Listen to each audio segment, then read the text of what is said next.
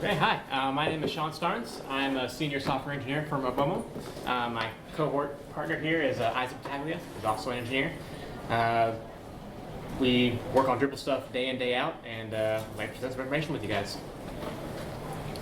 So, complex web apps. What we're going to take a look at is third-party API integration with Drupal, and how to consume the content and let it be utilized in Drupal with minimal expense to the end developer. So my first example here is for USGS search, or the USGS store.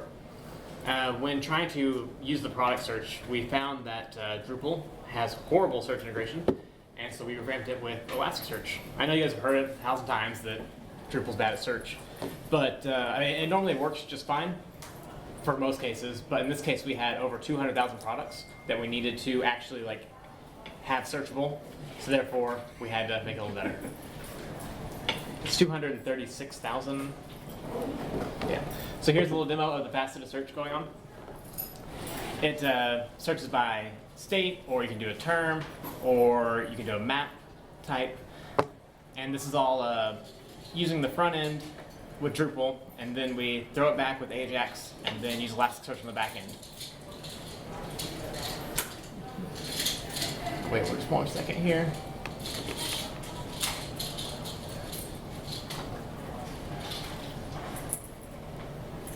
So once you see when we click on it, there's a related items query down at the bottom there, just barely visible.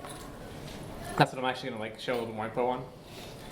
So the way the store works, they use SAP for their content management for all the products, the prices, the groups, and all that fun stuff.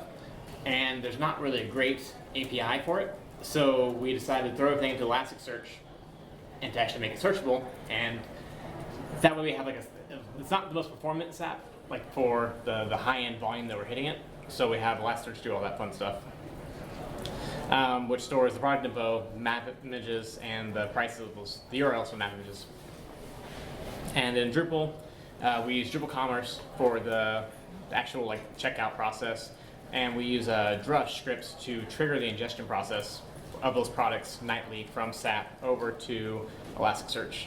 I actually have a talk on it last year. If you guys are interested, I can give you a link to the slides.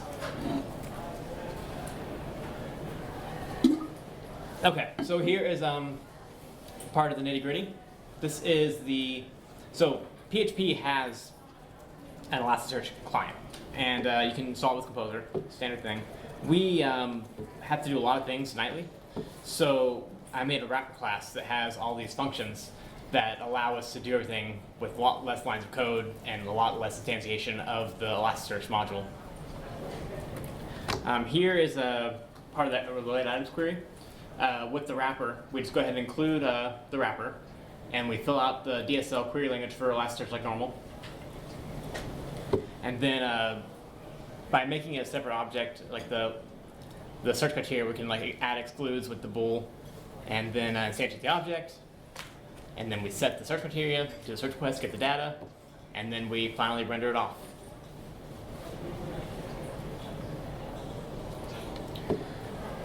Okay. All right, so integrating with a Lambda function in Drupal. So first off, what is Lambda?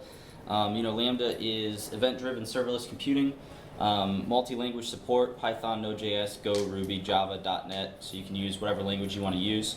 It auto-scales, so every time that a Lambda function is initiated, it gets its own instance, so it scales very well. And then because it integrates with other Lambdas or with other AWS services so well, automatically you have time to focus on things that actually matter, like your biceps. So what we're going to do with Lambda is we're going to build a video offloader that upload a video and then you can transcode it to other resolutions. So this is kind of a diagram of how that works. Drupal is going to save a file out to S3. S3 is going to trigger a Lambda function that runs and throws some items in an SQS queue, which then is going to trigger Lambda to actually transcode the videos.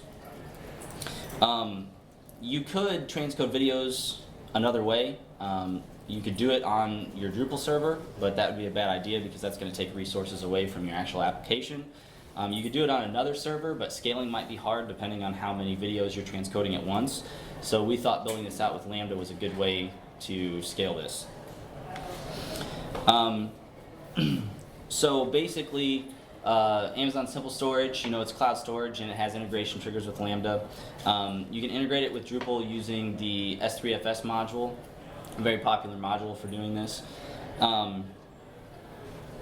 And essentially, we're going to create a content type with a file field, and in that file field, I'm restricting it to MP4s because those are the video files I was doing, and then I created an upload folder. So essentially, Drupal is going to save the files in this upload folder, and then that'll give me a good point to trigger the Lambda functions to actually process the data. So setting up the SQS, it's just a queue service from Amazon. There's two different versions. There's the standard version and then the FIFO, which is first in, first out. The FIFO guarantees that the first item in is the first item out, but it uses more resources, and it's slower than the standard queue. And we don't really care if our videos start transcoding out of order, so I just set it up using a standard queue here. The settings for the SQS server, I left them all default except for the top one there, the default visibility timeout. Basically, the visibility timeout is once SQS triggers the Lambda function, it's going to wait that long before it tries to re-trigger it. So when I first actually set this up, I left it at the default, which was 30 seconds, and I just had videos queuing over and over and over again to transcode because it took longer than 30 seconds to actually transcode the video. So if you use SQS for anything, just make sure to set your visibility timeout high enough so that you actually have time to delete the queue or clear the queue before you move on to something else. Creating the S3 bucket is very simple. Let's go to S3, type in a name, and if you're going to serve your Drupal assets from S3, you want to basically make your bucket public like I did here in this example. If not, Amazon has its resource policies, very powerful, that you can really restrict the content of the bucket to however you want to restrict it. For the Lambda setup, it's pretty straightforward. You just name your Lambda function, pick which language you want. I wrote this in Python, but any option is a good option. I did forget to record the settings on the Lambda function, but the only thing that I modified was the default timeout for the Lambda function. The default's 3 seconds, and 3 seconds is too short to transcode a video. So I actually set it to the 5 minutes to match the SQS timeout on the default visibility there.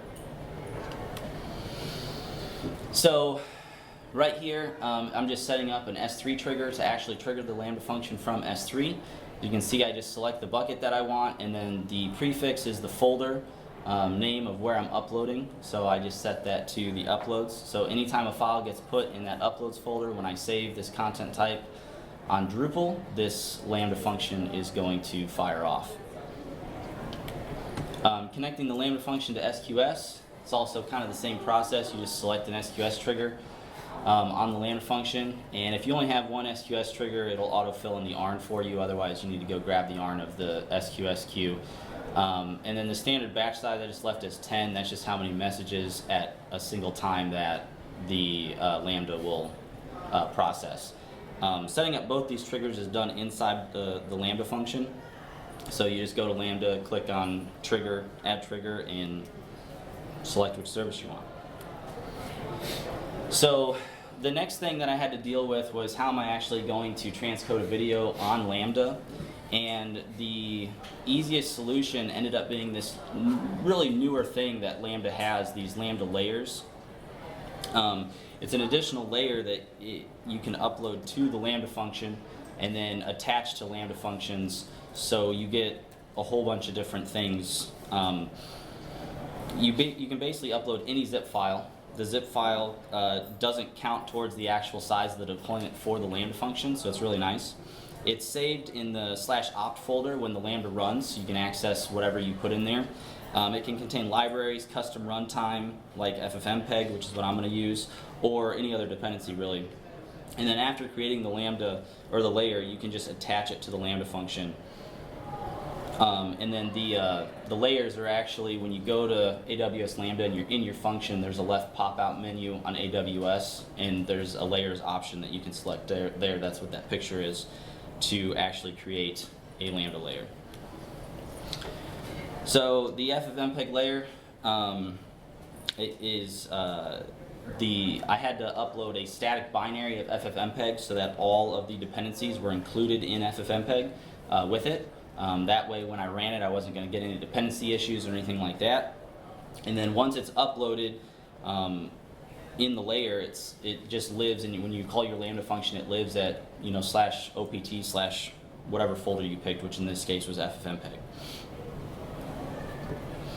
So this is me just adding the layer to the Lambda function. So you just click the layers button there and select your layer.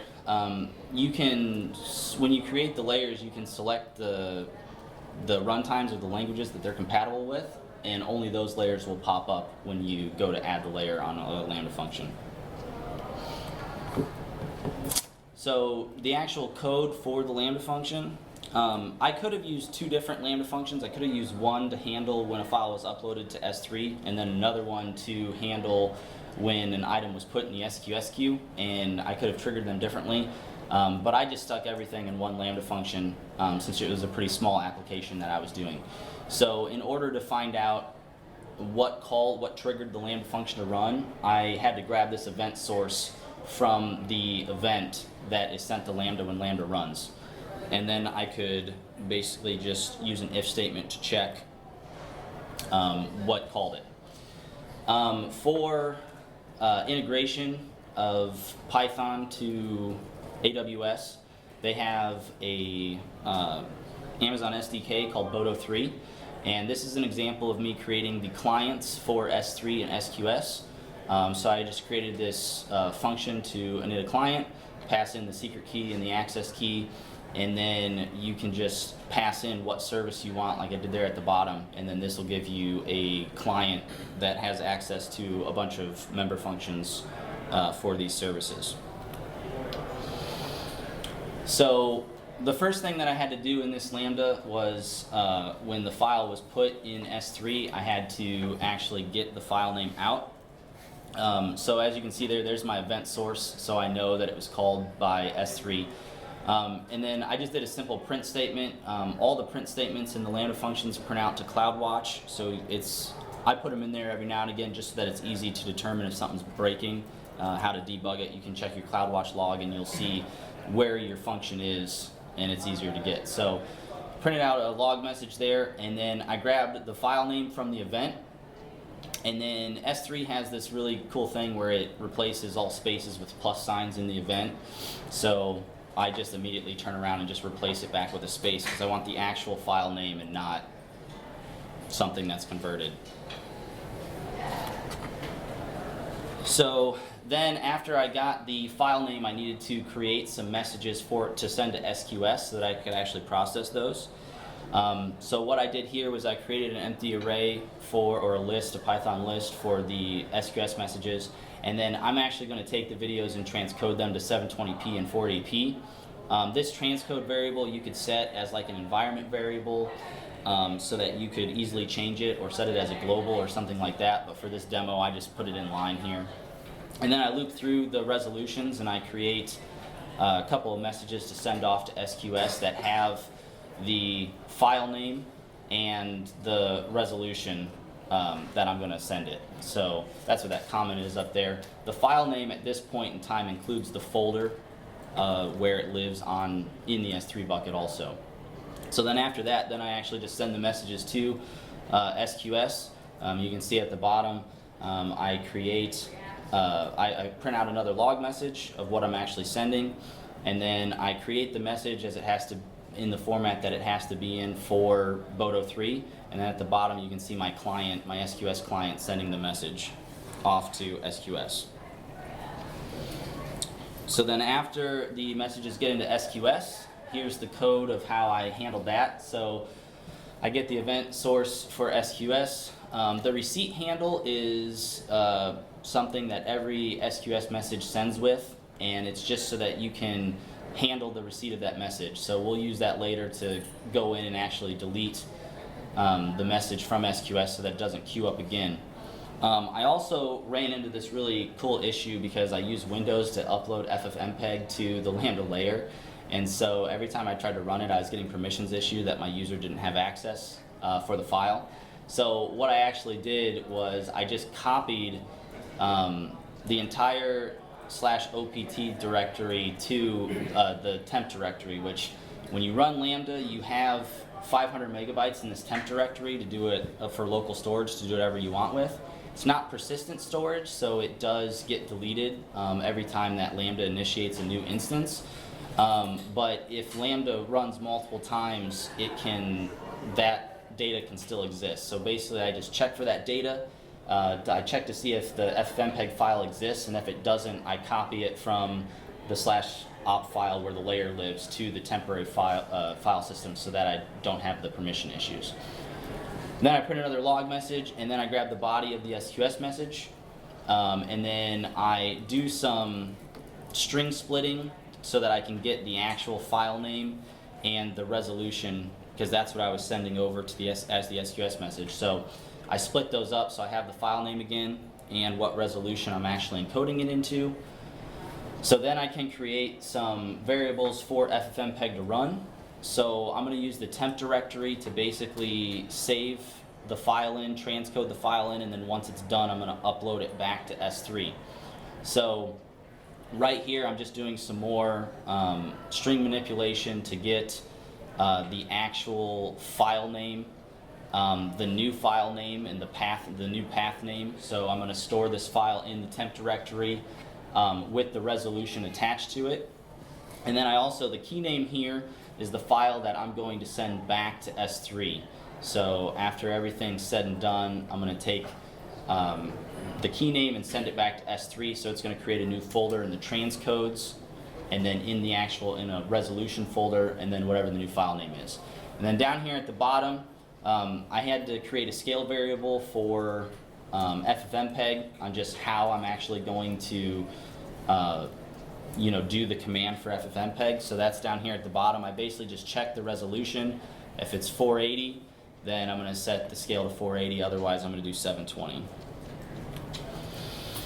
From there, actually processing the video.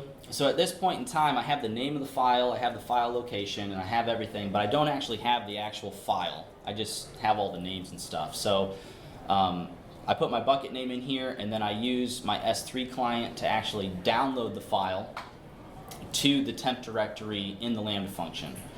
Then I do some string manipulation here to get my actual command that I'm going to run with Ffmpeg, and then I call a subprocess that actually calls Ffmpeg and transcodes the video file.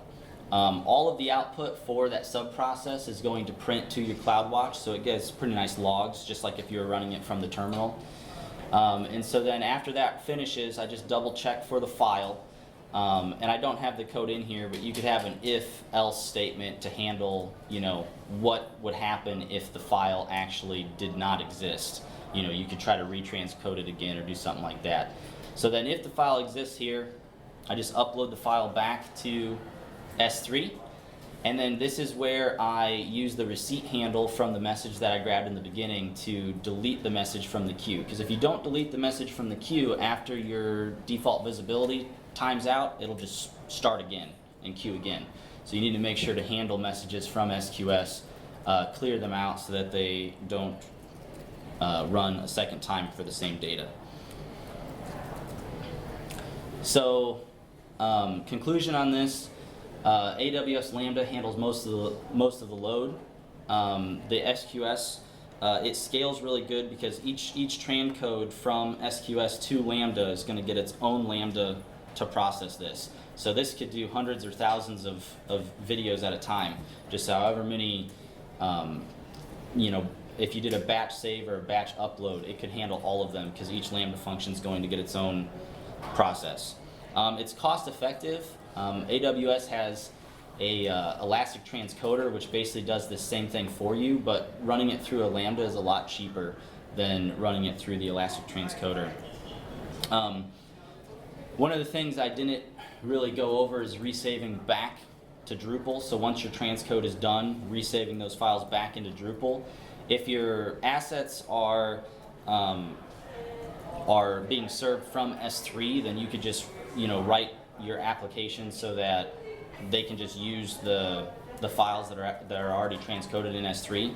Otherwise, you could set up another trigger in S3 that after the transcoded files get saved out, you could send a message to SQS that would essentially trigger, they would go into the SQS, and then you could run Drupal, a cron in Drupal, to go out to that new SQS to find the transcoded videos and save them back into Drupal.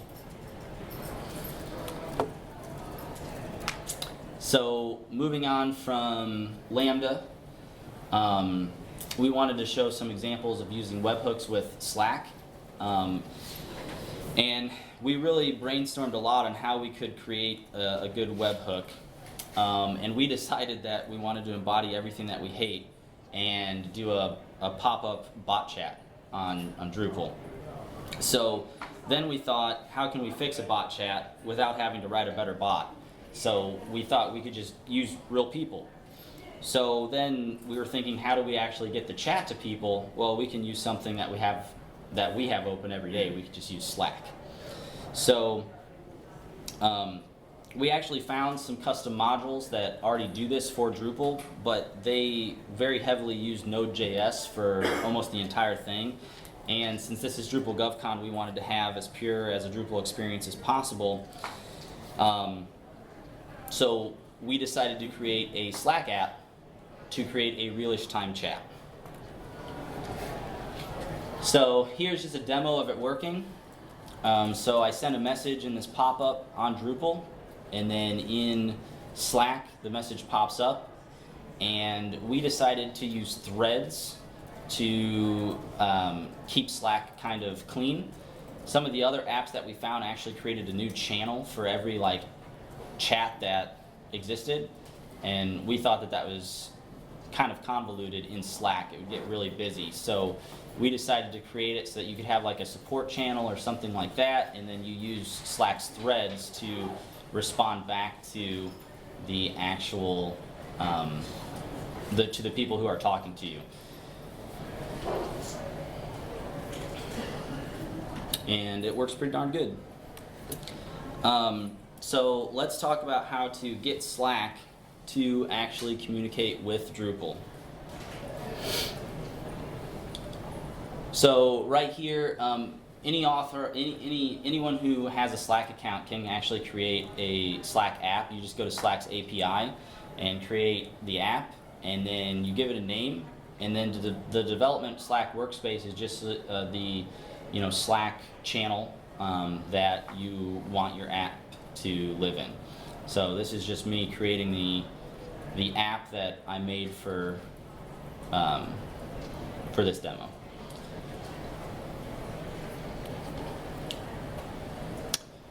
And then webhooks are great for this. Basically, in the Slack app, once you create a Slack webhook, it gives you a URL to send post requests to, and when you send them with a body field in a JSON object, it just posts that message straight into the Slack channel. So it's pretty sweet. When Slack receives the post, it'll just create the message, and you can choose which channel you want the message to go to. And so here's an example of actually creating the webhook. So this is the app interface on Slack, and then basically you can just incoming webhooks, turn it on, and then select the channel that you want the webhook to live in. And once you create it, it gives you your URL right there that you can send your messages to send messages to this. So then that solves the problem of creating messages from Drupal to Slack. So then we needed a way for Slack to respond back to our Drupal site. And Slack actually, in their API, they have this covered through Slack events. When you set up a Slack event, you have to have whatever URL you're using partially set up beforehand. It has to be HTTPS, and it has to respond to this challenge from Slack before it'll even allow you to use it. And there's a lot of different triggers for Slack events. They're super powerful. We're not going to get into a lot of the stuff that they can do. But basically, once you set up the trigger, you send a post message to the or to Slack, and when the Slack event triggers based on the triggers that you create up for the event, it'll send a post message back to the URL that you created and set up. So here's an example of me setting up an event subscription. So basically you just click event subscriptions to turn it on, and then this video is not the whole video. So essentially when you put in the request URL there, it automatically verifies, so that's why you have to have it set up beforehand. And once it's done, you just hit this save and it's done. And like I said, there's a lot of different things you can do with Slack events. Sean wrote a Chrome extension that tracks original messages in Slack, so that when someone goes in and changes a message, he still has the original messages in his Chrome extension, so that people can't change what they said on him. You can also use Slack events to watch for file uploads. You can do channel management. You can do all sorts of things with these events. They're really powerful. And then the last thing that we really wanted with our thing is with our chat is we wanted the user that responds back to the person in Drupal. We wanted their username to actually show up. So in order to do that, I had to add an extra permission into our Slack app that we're creating, and this is just a video of me adding that permission to be able to grab the users from the channel. And this allows us to get the username so that when we respond, whoever responds back from Slack to the Drupal chat, it'll actually have their username on the Drupal side. And this takes care of all the communication from Slack to Drupal. Basically at this point we have the webhook to create messages in Slack from Drupal, and then we have the event set up to create, to send messages back to Drupal. So, all right, now on to the easy stuff. So the first thing we had to do was respond to the challenges from Slack. Then past validation. Then we have to relay the messages from the user and the messages from the team members back and forth. We also need to show the fancy little chat box, and then update messages on the fancy little chat box from Slack when they arrive. How hard can it really be? So the first thing we had to do was create a new content type, because we have to store that somewhere. We went with a content type chat, simple fields. We needed like a session, and the session, the thread TS, and the messages, which is a field collection. But with the field collection, instead of just putting them all as like a multi-field, just to make it a little more easier, and the fact that we needed metadata from the chats themselves. So with more metadata here, this is actual extra field collection we're using to store the chat information. Each one has the metadata, and I mean we could have also just used like hidden entities, which made them on the fly, and then like serialize and deserialize, but this looks much prettier. And here is just how it looks in Drupal when showing the content type. You see all the metadata down there at the bottom. That's an actual response from Slack. And the top one is our response from Drupal. All right, so the first thing we have to do, we need to make a hook menu to go ahead and respond to the verification request. We add the URL verification switch inside on the line 437 on the bottom image there. And that just says, let's Drupal interact and respond to it. Let's send back the challenge. Nothing crazy there. From there, we need to add in the hook menu and the hook permission to only allow logged in. In the demo, we allowed everyone because it's just Isaac and me using it. So, but if you're actually going to use this in production, which I do not suggest because the code is fantastic, I would definitely put permissions on it to make it logged in or a special class of user, because you could easily flood and destroy their API. So the bottom part is just parsing the post data. This is actually created a pretty big bug that took me a very long time to track down. I'll get into that a little later. But basically I had to have the double question mark and no worky to make sure which one was actually working for that post. And the third, we down at the bottom there, we use the TS session to organize the messages as they come in. In order to relate it to Drupal data, we use the session ID, and then the Slack has no idea about the session ID, so therefore we take the TS and combine it with the session ID to actually correlate back and forth to get the messages in the threads. Okay, and then we need to look up the node. So this is data coming from Drupal going to Slack, and we need to save the data on the way out so we have a record of it. And we just use entity field queries to find the nodes in the bundle chat and the field session ID with the post value of session so that we could actually relate it back from the Slack side when it comes in.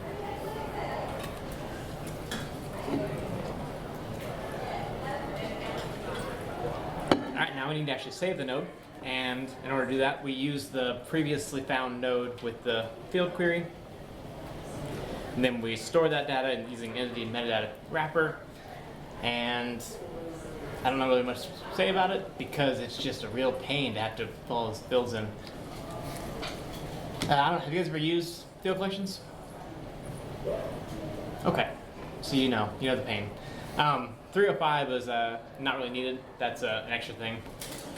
And 306 also has debugging data, and 307 some more debugging data with the nodes and the messages. But only thing we really need to respond here is that bottom status OK is for Slack sometimes, and then the message is what we send back to the front end. And it's important that you have a centralized response for a centralized way of handling messages. Whenever you post to Slack into the channel, the webhook actually triggers back to Drupal. And if you have Drupal saving it and also Slack saving it, you get an infinite loop and a bad time. So now onto the Slack to Drupal side. We created the webhook like we did before, and we're using the thread TS here. So in the event, we pull in, we grab the thread TS, and if it doesn't have one, that normally means it's the start of a thread, so we don't need to handle it, and that's because Drupal's doing that part. This could actually be refactored to have this function do everything, and that is where the bug is, but you can over there. So then we go into the field query, and we find all the threads that have we find all the field collection items that have the field TS, and then we take those, and then we find all the nodes that have those TSs bundled into them from the node IDs, or from the field collection IDs into the nodes, and then we take the wrapper. And here, down on 392, is the fancy function to get the chat user and the chat name. Because it's a separate API call, we had to separate it out. And here is taking all the data and then storing it into Drupal using the field collection. We make a new one, throw it all in fields, and then we save. And this one here is the back from Slack to Drupal. So we don't actually need the user. All we need is status OK because Slack doesn't care about the actual response. In order to show that fancy little chat box, we had to add some JavaScript and CSS. And in order to correlate the session value with the anonymous users and the logged users, we didn't Drupal doesn't give a PHP session ID to people that are not logged in. So I use the PHP get session. It's down in the JS settings a little further down. But that allows us to get the session, store it on the user, and then when the user makes an AJAX request, we reference that to pass that through down the chain to correlate back. And here is an example of the Drupal behaviors, bottom of it. Just simple, onload, attach it. That way we have a class, and we have a bunch of helper functions as well. Those helper functions, they do the message checking, and they handle the session, and create the nodes, And the print message, it shows the chat on the screen. Just a bunch of messages. They're all in the GitHub repo. I thought it was just too much to actually post for all the code for this. Okay, so lessons learned from this experience. Post versus get contents. This took quite longer than I'm proud of. Drupal, like the Ajax query, when you're actually posting with it, it puts it into query parameters. And when Slack's responding, it puts the content into the body. So in the code, I have it, originally I had it in one function, and then this actually kind of helped out in the end because I'm able to separate what Drupal sends and what Slack sends without having to do a lot of logic. So is it great? No, but it works for this case.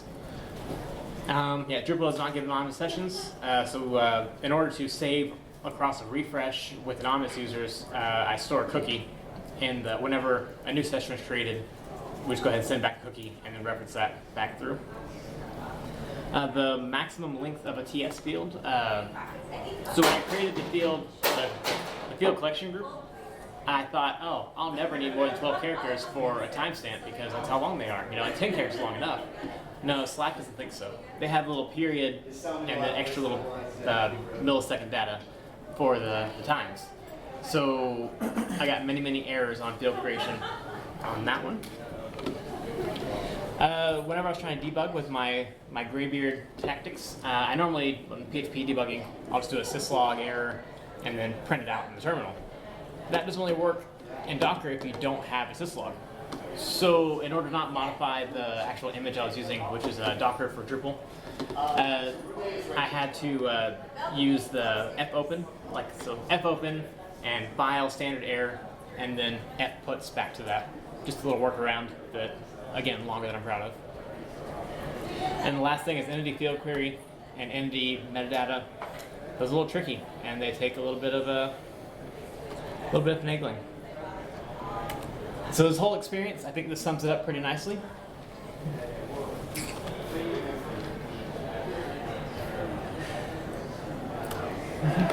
All right, and here is a link to the repo for all the data.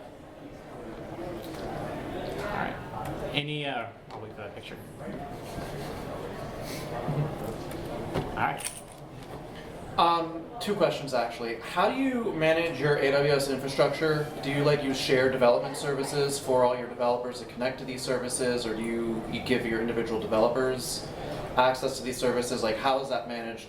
And then the follow-up is do you have to do, or have you ever had to debug a particularly large file with your Lambda process? So over 6 minutes or over 500 megabytes, the maximum limits. Have you run into that before, and were there strategies that you had to use to get around it? For the first one, we have a different set for each client. Most of the time, developers push to Git, and then we have a Jenkins job that'll pull the stuff down, so they don't need. But SQS and your Lambda services, how would you test those and give developers access to those? Are those just shared on a shared development system? Yeah, we have shared. Yes. We Yes have shared, and no. We have Yes a and development no. environment, and then we have for each of our clients. So yes, there's two separate infrastructures around it. Okay. That's good enough. Yeah, each person doesn't get their own infrastructure to play around with or segregation for that, but yes. Right. As far as the second question goes, I've run into a couple instances in a project that I've been working on where I had Lambda functions that literally ran for more than the 15-minute timeout because of how much data was running. And it was a real pain in the butt to get around that. One of the ways that I did it was saving smaller files to S3 and then having S3 trigger new Lambda functions to deal with the smaller files. And so then I'm not actually processing the data in a single Lambda function. I'm saving it out one small file at a time, and then having that small file get processed by Lambda and saving a bigger file, combining all the data into a bigger file. That was one of the workarounds that I've dealt with basically your second question. Okay, no, cool, thank you. Yeah. It's been a while since I've touched AWS. I was kind of curious, what is the need for SQS? I don't fully follow what SQS does. When it seemed that you had a trigger on the Lambda to listen for uploads folder at S3. Where does SQS come in? What is its purpose? So the purpose of SQS in that instance is, let's say you wanted to transcode a video file, like in my demonstration, to like a lot of resolutions. Like YouTube has like 6 different ones, right? When you go there, that might take longer. If I just grab the file from S3 and then just triggered the Lambda function, I might hit a 15-minute timeout that Lambda has. So SQS is a queuing system where I send the messages off to SQS. So transcode this video file to this resolution, right? And so let's say I send 5 or 6 messages over there. So transcode it to 480, 720, 1080, whatever, 4K, whatever. Each time that SQS hits that, it queues that, and then I can send that queue back to Lambda, and Lambda will run and process just that first file. So it's just a basic queue. So they go into SQS, and then you can trigger stuff off of SQS to do one thing instead of transcoding, you know, all the resolutions in one go on Lambda. Does that make sense? So why then was there the trigger in the Lambda watching the uploads folder of S3? So Lambda needed to know when a new file was saved in S3 to know when it needed to transcode a video file. So Drupal, with the S3FS module, created a new field type, or a new content type called like video, and I put a field type on it for the video file. And then I set that to upload to S3 automatically using that module. So when I save that content type, I go create a new, GovCon demo video content type, and I hit save on it, then my file automatically gets uploaded to S3. And so then S3 triggers Lambda and says, hey, I have a new video file that needs transcoding. And then Lambda takes that video file, sends messages to SQS saying, okay, I've got this new video file, I need to queue it into these resolutions. And then Right. SQS fires off another Lambda. And then for each SQS, one. yes, Okay. and then SQS sends back to Lambda for each one of those individual things so that they're all processed separately. So, and like I said, I briefly mentioned that I could have broke it up and had 2 separate Lambda functions, right? And had one Lambda function that only dealt with S3 uploads to SQS messages, and then had a separate Lambda function that just dealt with SQS messages to actual transcoding the video back to S3. But I just shoved it all into one because you can't.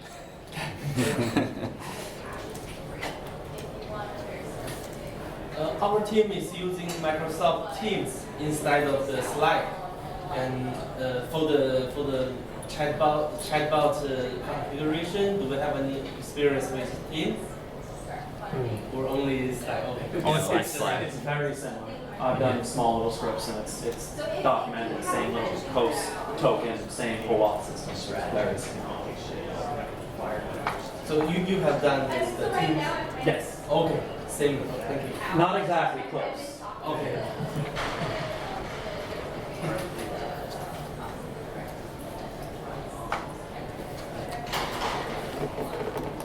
All right, I guess we're good then.